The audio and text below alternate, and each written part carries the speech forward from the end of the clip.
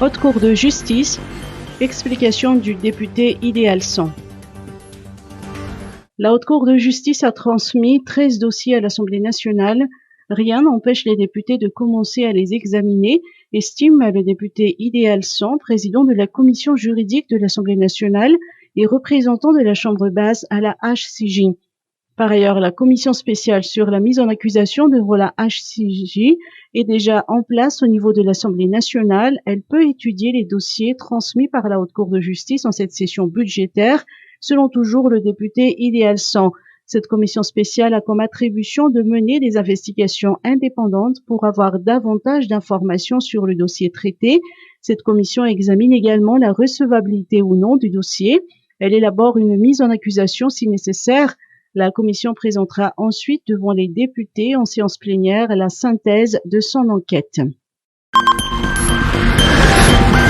Ministère de l'Industrie et Syndicat des industries de Madagascar, promouvoir l'industrialisation et le vite à Malagas. Le ministère de l'Industrie, du Commerce et de l'Artisanat, MICA, et le Syndicat des industries de Madagascar, ou SIM, viennent de renforcer leur collaboration en signant une convention de partenariat. La cérémonie s'est déroulée hier en présence de la ministre de l'Industrie, du Commerce et de l'Artisanat, Lantshoura Koutmalal, et du président du SIM dans les locaux du ministère à Anous. Cette convention va renforcer la mise en œuvre du programme ODOF, ou One District, One Factory. Selon la ministre, ODOF a pour objectif principal de produire localement les besoins en consommation des Malagasy. Cette signature de convention renforcera ainsi le partenariat entre le SIM et le MICA pour soutenir davantage l'industrialisation de Madagascar, de renforcer la compétitivité des industries existantes à travers des programmes de remise à niveau, de favoriser et d'appuyer l'émergence d'industries dans les régions et de promouvoir la labellisation Malagasy Niantic des industries locales. Office national du tourisme de Madagascar, guide de bonnes pratiques sanitaires pour les restaurateurs. Dans le cadre de la lutte contre le Covid-19 et pour garantir une relance touristique en toute sécurité, les restaurateurs doivent se conformer à un protocole sanitaire rigoureux.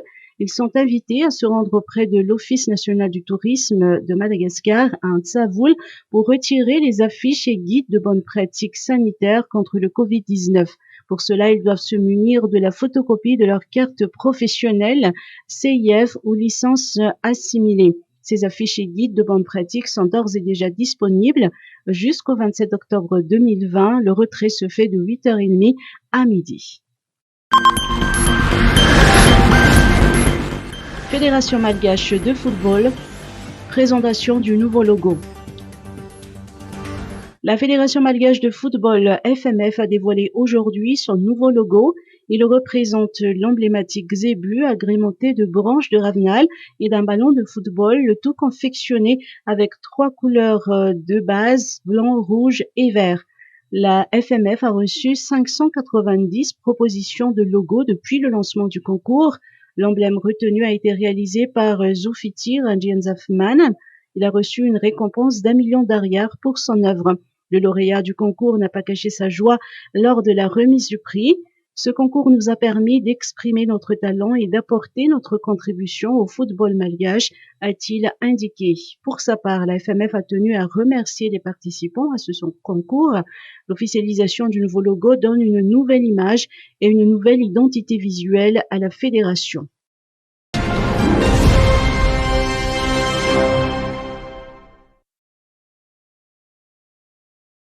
Il en reste 7.